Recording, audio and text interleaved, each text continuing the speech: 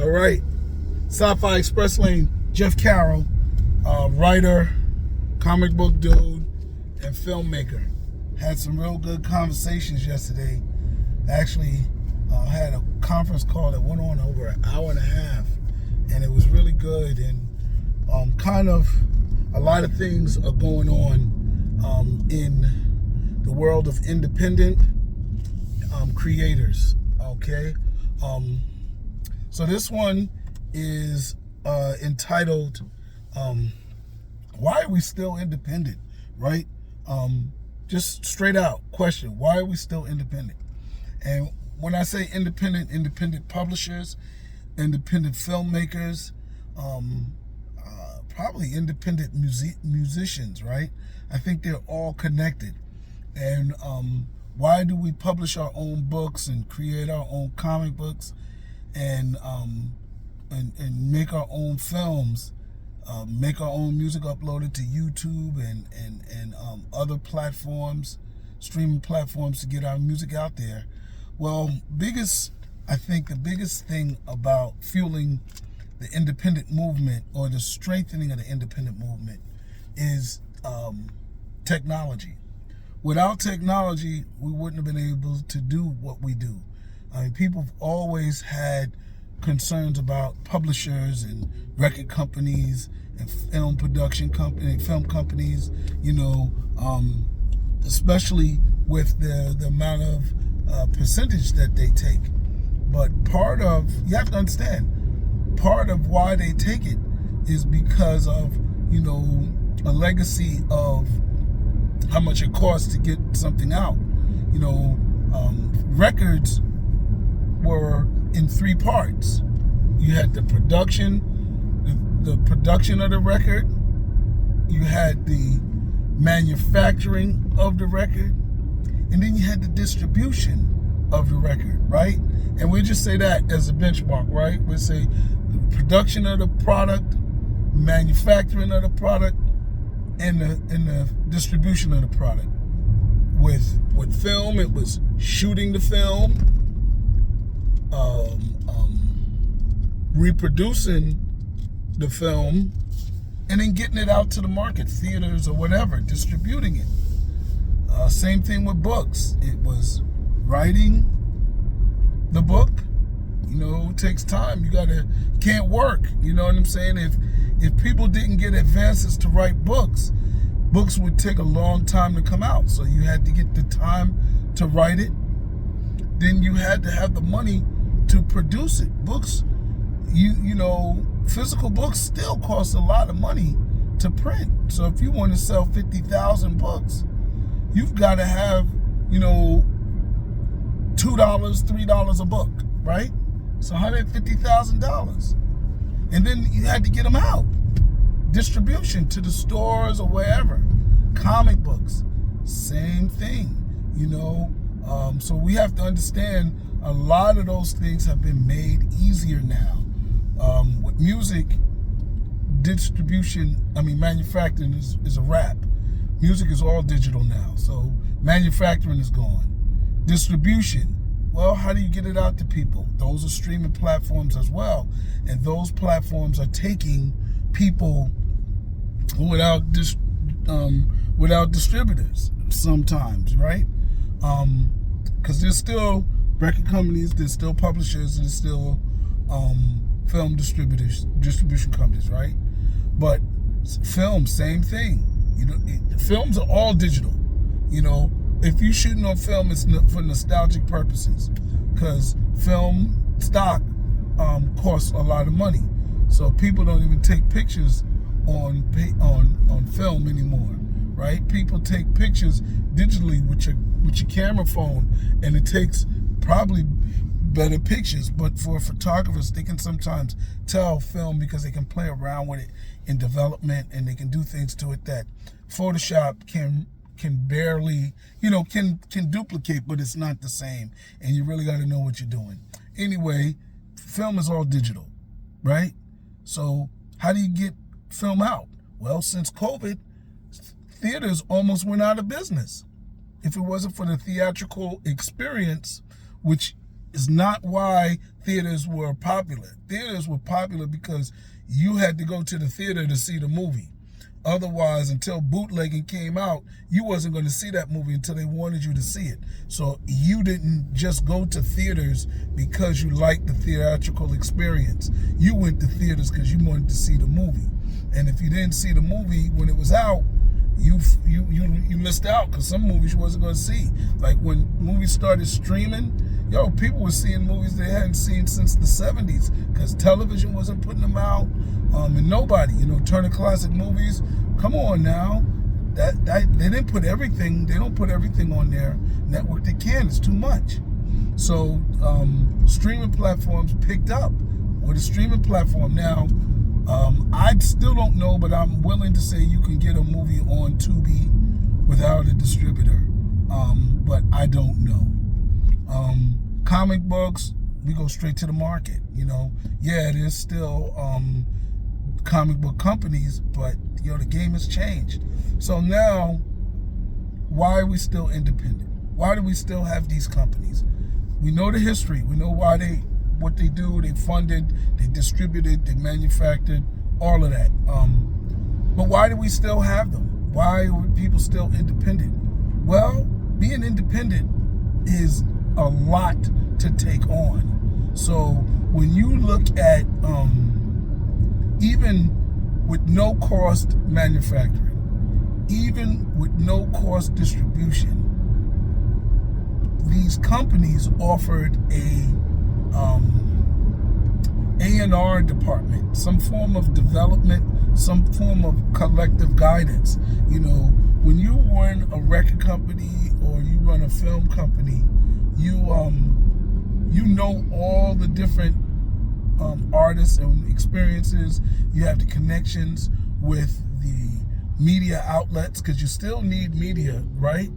So with all of the different media outlets, you know how to write your bio, you know how to title your product, you give it ideas for future successes and the way it's edited, the language of the song, whatever it is, you've got a good idea for the book cover, you got good ideas for the comic book cover and title. All of that is important, and that's kind of what the record company, the publishing company, the film company still has. That's still that core part of what they bring to the table, is knowledge and experience. Now, why are people sometimes independent? Because they feel they don't need all of that. One of the reasons why you don't necessarily need all of that is because if you're out to make money, you can make a lot of money on your own. These recording artists are becoming millionaires overnight, and they may not care if their songs are sang for 30 years down the line, because they are rich now. You know what I'm saying?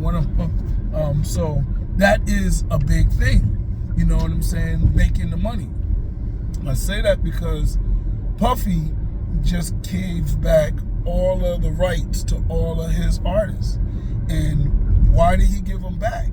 I don't know, but I'm willing to say that he probably couldn't find, it was probably costing him more to try to find outlets for them. I really don't know. I mean, the catalog is important. Maybe he's, some people could be assholes, or he could be something like that, where he gives it back only for them to beg to take him back. Because now, as an independent, you have to make all of those connections. You own your rights, sure. Now you got to figure out how to license them out. You own all the liability too. And then you got to go out there and protect your license. So I remember when I got the license back for my movie Gold Digger Killer, it was on YouTube. Somebody had bootlegged it. It was up to 4,000 views. So at the time, that was a lot, and I was scared that it was going to continue to go viral and go into the millions, and then I probably wouldn't been able to sell it again. And also, with things like that, people are able to steal your video off the internet, which somebody probably was able to do. But I got with a different distributor so they could protect my rights. I am a writer and a creator. Didn't really have time to go after all of that. But some people don't want to share anything. They don't want to share any of the decisions of their product, and I get it. And that's why a lot of people are independent. There's really no other reason except you don't want to share your money or your decisions, because really that's all record companies and publishing companies and film companies do, is they give guidance through their decision making. Of course, if they're funding it, they're going to have a say in what you send, what you write, what the product is that you put out. You sing, you film, whatever. They're going to have something to say. You understand what I'm saying? And some people just don't want to share, whatever that is, whether it's changing the race of the character, or it's just saying, oh, we don't want to show nudity in this scene, or you need to show nudity. Whatever it is, people don't want to share in those decisions. And sometimes they don't know how to write agreements where those things are non-negotiable. But it's very hard to negotiate something with somebody and say, yo, you can't tell me what to do. No, they don't. They can trust that, hey, you have this body of work and you have this history of morality and that you're going to stay moral, but you never know. You could take their money and put it to Satan. You know what I'm saying? So that's that. The other thing is it's a lot of work. If you're working by yourself, imagine the Breakfast Club, like an outlet. They get 50 different artists calling them with 50 different agreements to appear on the show, and they have to explain it 50 different times what goes on the show and why the agreement that they offer is what they offer. Come on. When you get a record company, they say, yo, we got LL coming out, then we got Chuck D, and then, in November we got such and such, and we're just going to run them through the show, and they tell you the agreements, they blah, blah, blah. They have such a nice rapport. That's just a media outlet. But then it comes the same thing with film, right? We're gonna put this movie out in our theaters. Well, we know that if it's going through whatever the film company is, that, say RBG Films, that I use myself, right? They know that I'm going to work the media outlets to promote this film. I put this book on my shelf. I know if it's published through Hip Hop Comics and Flicks, that the company is going to drive consumers to my store, whatever it is, but we got publishing companies for books that don't spend no money on marketing. They don't have a marketing budget. I remember when I first got my book in a store, the goal was to get the book to the store. I had to learn that the goal ain't to get the book to the store. The goal is to get the book so hot that people go to the store to buy the book. Because if the book is just in the store, that don't mean people are going to buy it. You got to develop a plan, and companies understand that. Now, do they all do a good job? Hell no. But that's where I started working. So I saw, the ins and outs of the record company, and I saw the value of a company. And a lot of people, it's like never having a girlfriend and never having a boyfriend. A lot of independent people are independent because they don't know what companies do. Now, there are some, because I'm still independent, right, that do, and we work hard. Like, I've seen somebody say, I don't want to, be with a publisher because they make you have a social media presence. They make you post a lot of stuff on your stuff, promote your work. Are you kidding me? Then how are you going to get your book out? Are you complaining that they're putting you to work to promote and market your book? Are you crazy? And the record company used to put you on a promotional tour to get your name out even after your record was out. We just don't understand business, man. So, yeah, this turned into sort of a gripe session, but it's very real. And that's why I think we're so independent, because we don't understand. And we always hear the dirty stories of people taking advantage of people. And, but we don't necessarily know the things that they do. Now, I'm not saying go to a publisher. Don't get it twisted. I'm not saying go to a film production company. I'm not saying go to a record company. What I'm saying is understand what they do. And if you're not going to go to a record company, publisher, film company, then you've got to do those things. Or else you'll be comfortable with selling a little bit. Sure, you'll make a little bit of money, but is it long money, right? You're going to be a worldwide success story? No, not if you don't work hard for it. You got to work hard. That's why these record companies put these artists on tour, because they know they got to get the artists out there. But it's probably going to be a part 2 to this, because I really didn't go into the comic book industry and why they buy creator-owned products now as opposed to green lighting. Publishers still, don't only get books that are finished. Many times a publisher will say, all right, I'll go off on a pitch and have the person write it. You can still do that in publishing.